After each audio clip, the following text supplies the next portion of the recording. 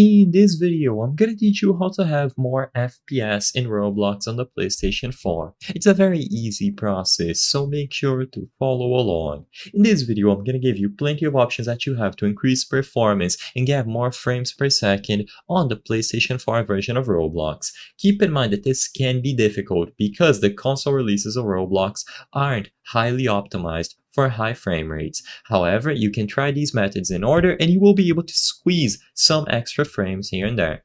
So first, you have plenty of methods for reducing lag. I recommend that inside of the game, you pause at any time during any experience and you go over to the settings. In here, you will be able to find the biggest contributor to performance, the graphics mode and graphics quality.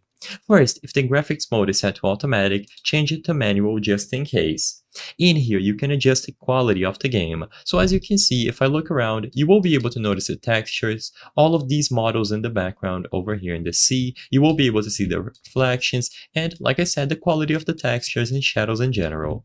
Now, if I go back into the settings and I select this minus button, you will little by little notice that these details on the world are going away. So basically, if you are willing to play with the world looking more bland and the details gone away, this is going to in turn give you significantly better performance. I highly recommend that you consider lowering the graphics quality because this is going to be the biggest contributor to performance. By lowering the graphics quality, the game will look significantly uglier, but in turn, you will get a lot more frames per second. Of course, you don't have to lower it all the way. If you want to see some of the models and some of the graphics quality, you can find a sweet spot where you get just enough frames per second while the game doesn't look as ugly. But I highly believe that if you are willing to go all the way down, this is going to be the best option possible for performance. The game is going to feel much smoother and faster.